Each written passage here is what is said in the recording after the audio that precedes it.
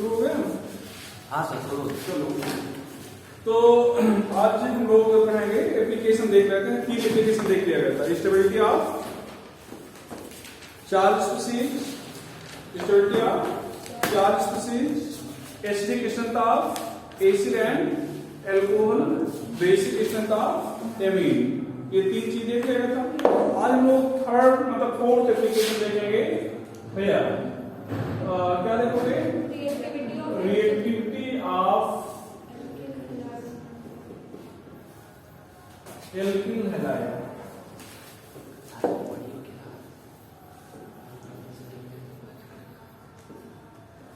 Reactivity of alkyl halide, यहां पर देखिए बेटा, सबसे पहले हम लोग जैसे हम लोग यहां पर ले रहे हैं सबस्ट्रेट, क्या ले रहे हैं? सबस्ट्रेट और रिएजेंट। सबस्ट्रेट लेंगे प्लस रिएजेंट लेंगे, तो सबस्ट्रेट रिएजेंट मिलके प्रोडक्ट बनाएंगे और बाई प्रोडक्ट बनाएंगे।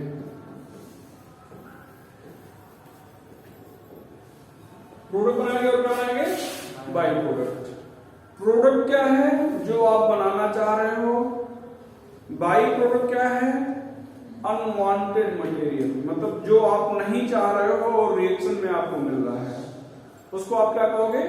By product. उस पर मोहर नहीं लगी होती कि यही प्रोडक्ट है या बाई प्रोडक्ट, उस पर कोई मोहर नहीं है। आप मान लो इसको चाह रहे हो बने, तो आपके लिए ये प्रोडक्ट है। हम इसको चाह रहे थे, हमारे लिए ये प्रोडक्ट है। मतलब आप जो चाह रहे हो वो प्रोडक्ट है, जो नहीं चाह रहे हो वो बाई प्रोडक्ट है। दोनों चीजें बने ऐसा हमेशा जरूरी नहीं है। दोनों चीजें बने ऐसा हमेशा जरूरी नहीं है। केवल एक ही चीज बन सकती है, लेकिन मोस्टली ऐसा देखा गया है कि ये दो चीजें या 2 से अधिक चीजें बनती हैं। ठीक है, तो ये हो गया। अब यहां पर सबस्ट्रेट क्या है? जिस पर अटैक होता है। सबस्ट्रेट क्या है? जिस पर अटैक होता है। रिएजेंट क्या है? जो अटैक करता है। अभी रिएजेंट एक पूरा लेक्चर लगेगा, एक से ज्यादा लेक्चर लगेगा रिएजेंट के बारे में पढ़ाने में। ठीक है, रिएजेंट के बारे में आपको डिटेल में पढ़ाएंगे, एक से ज्यादा लेक्चर लगेगा। तो रिएजेंट जो attacking species, simply attacking species क्या कहोगे? Attacking species, species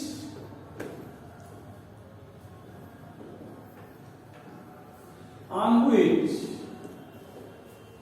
reagent attack on which reagent attack। ध्यान बेटा, यहां पर ये सबस्ट्रेट और रिएजेंट, सबस्ट्रेट पर रिएजेंट अटैक किया, प्रोडक्ट बना, बाई प्रोडक्ट बन सकता है। ये ये सिंगल स्टेप रिएक्शन है, इसको आप कंसर्टेड रिएक्शन कह रहे हो। क्या कह रहे हो? Concerted reaction.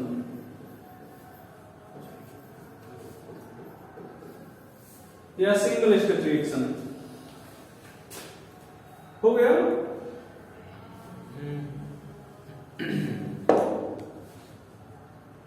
Concerted reaction.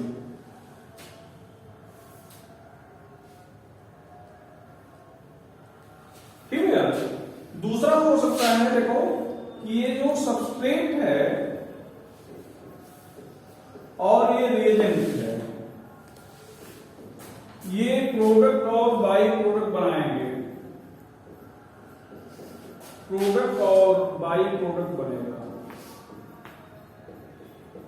यहां पर क्या हुआ? देखो यहां पर जो सबस्ट्रेट है, पहले ये बदल गया रिएक्शन इंटरमीडिएट में, और बाद में रिएक्शन इंटरमीडिएट पर कौन अटैक किया?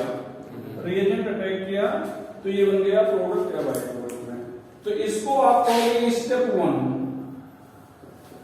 क्या कहोगे? स्टेप 1। और इसको क्या कहोगे बेटा? स्टेप 2। इसको आप नॉन कंसर्टेड रिएक्शन कहोगे।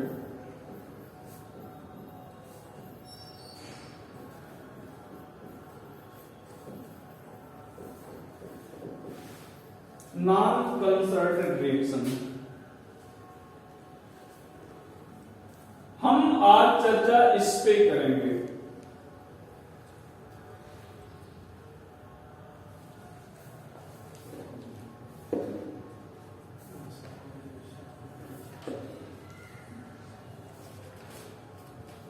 बात आगे बढ़ाया जाए? जी सर। यहां पर देखो बेटा, इसको ऊपर कर रहे हैं।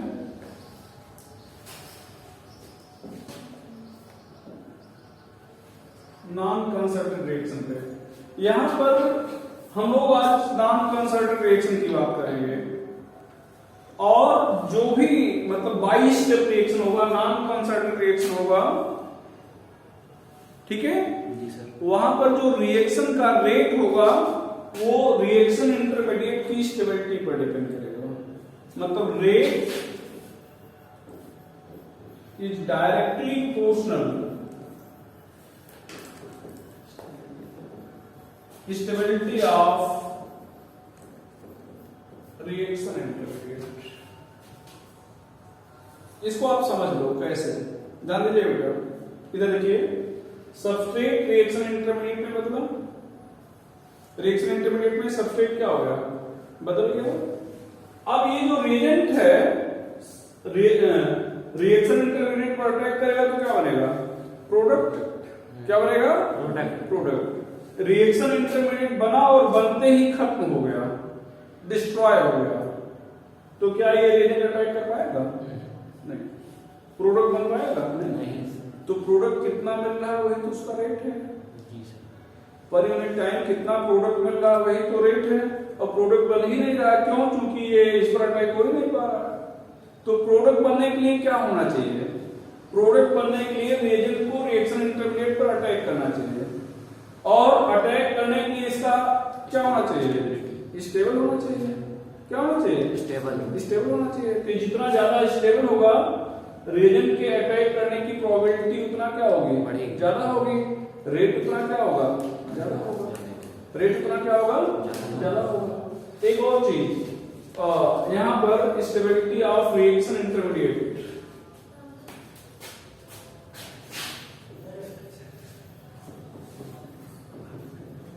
Stability of reaction intermediate inversely proportional होगा हीट ऑफ फॉर्मेशन। थर्मोडायनामिक्स याद करो, थर्मोडायनामिक्स में पढ़ाया गया था कि किसी भी चीज का हीट ऑफ फॉर्मेशन जितना कम होगा स्टेबिलिटी उतना क्या होगी, ज्यादा होगी। हम यहाँ पर रिएक्शन इंटरमीडिएट पढ़ा रहे हैं इसलिए रिएक्शन इंटरमीडिएट का नाम ले रहे हैं। बाकी किसी भी चीज का स्टेबिलिटी जितना ज्यादा होगी उसका हीट ऑफ फॉर्मेशन उतना क्या होगा, कम होगा। हीट ऑफ फॉर्मेशन क्या होगा, कम होगा। ठीक है, आगे चला जाए। चलो, अब ये एक जनरल चीजें थी। हम अपने कहां पे आ रहे हैं, लिटिल हैलाइड पे। देखना यहां पर देखिए, इधर ध्यान दो, ये RX है, इसको कहोगे लिटिल हैलाइड। क्या कहोगे, लिटिल हैलाइड।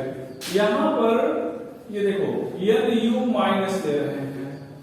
NU माइनस को हम लोग कहेंगे न्यूक्लियोफाइल। ये बांड तोड़ दिया जाए अगर तो ये हो जाएगा प्लस और ये हो जाएगा माइनस। बांड को तोड़ दिया जाए तो ये हो जाएगा प्लस और ये हो जाएगा माइनस। तो माइनस किससे जुड़ेगा, प्लस से। प्लस होता कहां पे है, न्यूक्लियस पर। तो न्यूक्लियस से जुड़ने वाले को हम लोग क्या कहेंगे, न्यूक्लियोफाइल कहेंगे। क्या कहेंगे, न्यूक्लियोफाइल। न्यूक्लियोफाइल, फाइल का मतलब होता है, फाइलस का मतलब होता है लविंग, न्यूक्लियस लविंग। न्यूक्लियस पर अटैक करने वाले क्या कहेंगे, न्यूक्लियोफाइल, न्यूक्लियस लविंग स्पीशीज। तो यहां पर एक न्यूक्लियोफाइल पहले से था, दूसरा न्यूक्लियोफाइल आ रहा है और पहले न्यूक्लियोफाइल को हटा रहा है, रिप्लेस कर रहा है। तो इसको कहेंगे न्यूक्लियोफिलिक सब्स्टिट्यूशन रिएक्शन। उल्टा पढ़ते हैं, nucleophilic substitution reaction, Asian reaction. उल्टा पढ़ेंगे, न्यूक्लियोफिलिक सब्स्टिट्यूशन रिएक्शन। यहां पर ध्यान देना बेटा, इधर ध्यान देना। इसकी मैकेनिज्म की बात करें, मैकेनिज्म, तो ये जो RX है ये पहले बदल जाएगा R प्लस में और X माइनस में, R प्लस में और X माइनस में। ये हो गया स्लो स्टेप, स्टेप 1। स्टेप 1 ठीक है यार। और ध्यान रखना, इसको कहोगे रिएक्शन इंटरमीडिएट। इसको क्या कहोगे? Reaction intermediate. और देखना बेटा, ये जो रिएक्शन इंटरमीडिएट है आपका, अब इस रिएक्शन इंटरमीडिएट पर न्यूक्लियोफाइल अटैक करेगा। अच्छा, रिएक्शन इंटरमीडिएट क्या होता है इस पे चर्चा होगी, ठीक है। ऐसा स्पीशीज जो एक रिएक्शन का प्रोडक्ट हो और दूसरे रिएक्शन का क्या हो, रिएक्टेंट हो, उसको आप रिएक्शन इंटरमीडिएट कहते हो। अब इस रिएक्शन को जोड़ दिया जाए तो यहां से R प्लस कैंसिल हो जाएगा, तो यहां पर फाइनली आपको क्या मिल रहा है, RH, यहां पर NU माइनस, यहां पर क्या हो गया भैया, RNU, और यहां पर हो गया X माइनस। इसको कहेंगे SN1 रिएक्शन। अभी आप लोग 11th में हो, इसलिए आप SN1 रिएक्शन के बारे में नहीं जानते हो, लेकिन आगे चर्चा करेंगे। यहाँ पर ध्यान दो, 1 का क्या मतलब हुआ, ध्यान दो। जब कोई भी रिएक्शन एक से अधिक स्टेप पे होता है, या कोई भी प्रोसेस एक से अधिक स्टेप पे होता है, तो जो स्लो स्टेप होता है वो रिएक्शन के रेट को डिटरमाइन करता है। स्लो स्टेप क्या करता है? रिएक्शन के रेट को डिटरमाइन करता है। जैसे मान लीजिए आप पढ़ाने आए हैं, हम पढ़ाने आए हैं, हम आपकी क्लास में खड़े हो गए, आप नहीं आए, क्लास कब चलेगा? जब आप आएंगे। आप आके बैठे हैं, हम नहीं पहुंचे, क्लास कब चलेगा? जब हम आएंगे, ठीक है। तो जो स्लो मूविंग स्टेप है वो डिसाइड करेगा कि प्रोसेस कब शुरू होगा या कंप्लीट होगा, ठीक है। तो स्लो मूविंग स्टेप में कितने मॉलिक्यूल हैं, यहां पर ध्यान दो, स्लो में कितने मॉलिक्यूल हैं? एक, वही पावर लगाया गया है 1। मतलब ऐसा देखो, अब इसको पढ़ेंगे यूनिमॉलिक्यूलर न्यूक्लियोफिलिक सब्स्टिट्यूशन रिएक्शन।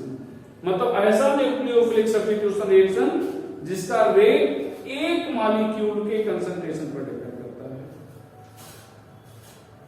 ऐसा न्यूक्लियोफिलिक सब्स्टिट्यूशन रिएक्शन जिसका रेट एक मॉलिक्यूल के कंसंट्रेशन पर डिपेंड करता है, तो उसको क्या कहेंगे?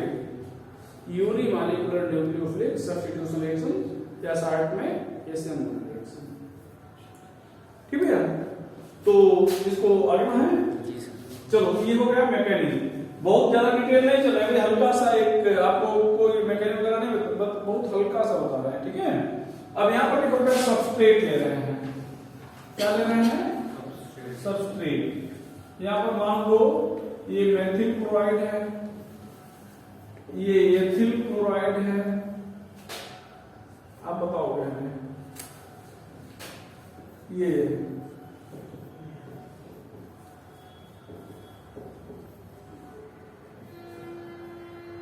Cl हटा दिया जाए, Cl क्या कर रहे हैं? हटा दे रहे हैं, तो ये रिएक्शन इंटरमीडिएट में मिल जाएगा CH3+। और अभी जिस पर प्लस चार्ज होता है उसको क्या कहते हैं? कार्बोकैटायन। क्या कहते हैं? कार्बोकैटायन। और कल ही आपको कार्बोकैटायन की स्टेबिलिटी बताया गया था, पर क्या आप देख सकते हो इन सब में कौन सबसे ज्यादा स्टेबल है? लास्ट वाला। क्यों? क्योंकि प्लस चार्ज है और 3 CH3 जुड़े हैं, प्लस आई इफेक्ट डेवलप करेंगे। तो यहां पर क्या लिख रहे हो? Plus I effect increases, so stability of reaction intermediate increases. Stability of reaction intermediate increases due to which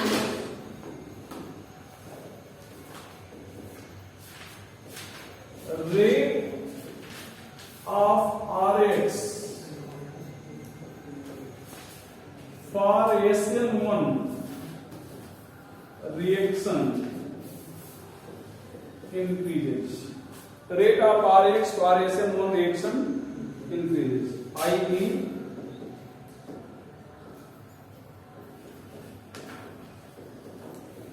reactivity order of Rx for Rn1 is as, यहां पर क्या हो जाएगा, टर्सरी, सेकेंडरी, प्राइमरी और मेथिल फ्लोराइड या halide, जरूरी है कि यहां Cl हो। अच्छा, यहां पर एक क्वेश्चन आप मुझे बताओ, इसमें से कौन सा Cl सबसे आसानी से हटाया जा सकता है? पहले में, दूसरे, तीसरे, चौथे, किसमें? पहले में नहीं, चौथे में। क्यों? ये सबसे ज्यादा स्टेबल है ना, तो अगर ये सबसे ज्यादा स्टेबल है, इसका मतलब इसका हीट ऑफ फॉर्मेशन सबसे कम है। हीट ऑफ फॉर्मेशन सबसे कम है, इसका मतलब थोड़ी सी एनर्जी दी है, बन गया, तो सबसे आसानी से हटा ना। तो जरूरी नहीं कि ऐसे स्टेबिलिटी की ओर पूछे, ऐसा भी पूछ सकता है कि कौन Cl सबसे आसानी से हट सकता है। ठीक है, किसमें CCl बॉन्ड सबसे वीक है? CCl बॉन्ड किसमें सबसे वीक है? जिसमें Cl आसानी से हटेगा। तो यहां पर CCl बॉन्ड क्या है? सबसे वीक है। तो क्वेश्चन किसी भी तरह से पूछ सकते हैं। ठीक है, तो यहां पर ध्यान दो, ये SN1 का ऑर्डर हमने बता दिया, SN2 में इसका उल्टा होगा। जब आगे मैकेनिज्म पढ़ाएंगे तो वहां पे बताएंगे। ठीक है, अभी आप केवल ये देख रहे थे कि इंडक्टिव इफेक्ट के आधार पे हम लोग इसका क्या किए, रिएक्टिविटी को भी एक्सप्लेन करते हैं। ठीक है, यहां तक हो गया।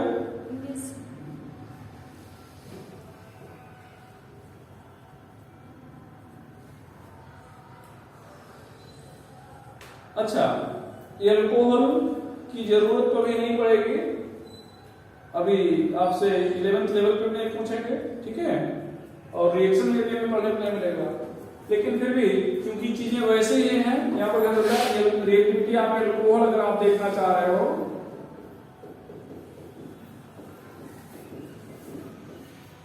तो यहां पर आप समझिएगा, आप थोड़ा सा बताएंगे, समझिएगा, ज्यादा डिटेल में नहीं जा रहे हैं। यहां पर देखो क्या, ये एल्कोहल है, एल्कोहल है, तो यहां पर जो रिएक्शन है ड्यू टू OH माइनस हो सकता है और ड्यू टू H प्लस हो सकता है। आप खुद समझिए, जब OH माइनस के कारण रिएक्शन होगा, OH माइनस के कारण ये, तो यहां से OH माइनस हट जाएगा और आएगा क्या, R प्लस, तो ये R प्लस रिएक्शन इंटरमीडिएट होगा ना, R प्लस रिएक्शन इंटरमीडिएट होगा, और OH माइनस हट रहा है तो हटाने वाला भी कोई माइनस ही होगा। तो इसका मतलब यहां पर ये रिएक्शन क्या होगा, ACN रिएक्शन होगा, न्यूक्लियोफिलिक सब्स्टिट्यूशन रिएक्शन होगा।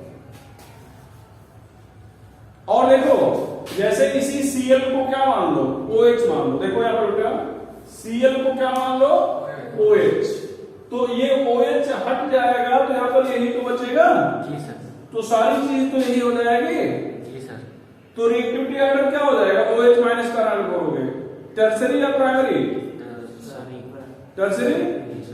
तो यहां पर क्या लिखने वाले हो, यहां पर क्या लिखोगे, तो टर्सरी, सेकेंडरी, प्राइमरी, और ये क्या हो जाएगा, मेथिल एल्कोहल। कब, due to H plus, due to H plus. और यहां पर ध्यान दो, अगर ड्यू टू OH, सॉरी गलत हो गया, ड्यू टू OH माइनस है, यहां पर ड्यू टू H प्लस अगर बोले हैं ये, तो यहां पर क्या हो जाएगा, RO माइनस, यहां पर H प्लस। अब ये H प्लस हटा, देखना बेटा क्या हटा है, H प्लस, प्लस कहां पे जुड़ेगा, माइनस पर। माइनस कहां पे होता है? इलेक्ट्रॉन पर। इलेक्ट्रॉन से जुड़ने वाले को क्या कहेंगे? इलेक्ट्रोफाइल। क्या कहेंगे? इलेक्ट्रोफाइल। इसको रिएक्शन इंटरमीडिएट कहते हैं। तो यहां पर RO माइनस से अब क्या जुड़ रहा है? E प्लस जुड़ रहा है, इलेक्ट्रोफाइल। तो ये क्या हो जाएगा? ROE। और यहां पर अगर जोड़ा इसको ऐड किया जाए तो क्या हो जाएगा? ROH, यहां पर E प्लस, तो क्या लिख रहे हो? ROE, यहां पर H प्लस। ये रिएक्शन इंटरमीडिएट है, तो कैंसिल हो जाएगा। अब आप हमें बताओगे, यहां पर ध्यान दो बेटा, इसको ऊपर करने थोड़ा सा। तो ये एक इलेक्ट्रोफाइल हटा है और दूसरे ने रिप्लेस किया है, तो इस रिएक्शन को क्या बोलोगे? Electrophilic substitution reaction.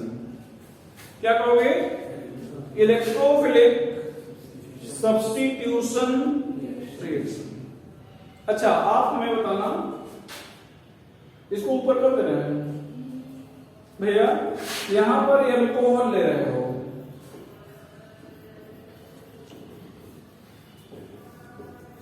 आप बताइए बेटा।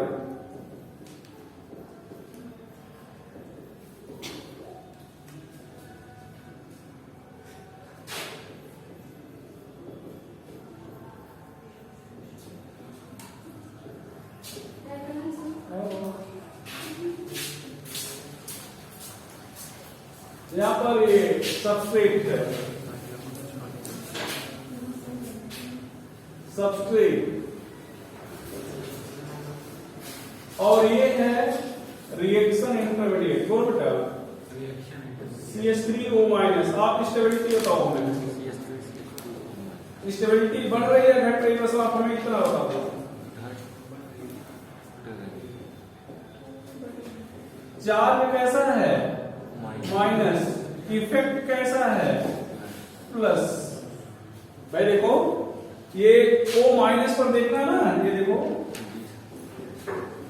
तो यहां पर जो इलेक्ट्रॉन दे रहा है CH3, primary electron group, secondary electron group, tertiary electron group, तो क्या है? प्लस आई। इफेक्ट बढ़ रहा है तो स्टेबिलिटी क्या होगी? घटेगी। यहां पर क्या लिख रहे हो? Plus I effect increases, so stability decreases, due to which rate of reaction of alcohol for ESR decreases.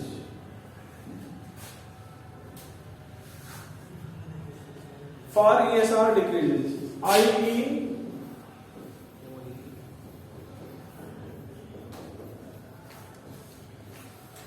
reactivity order of alcohol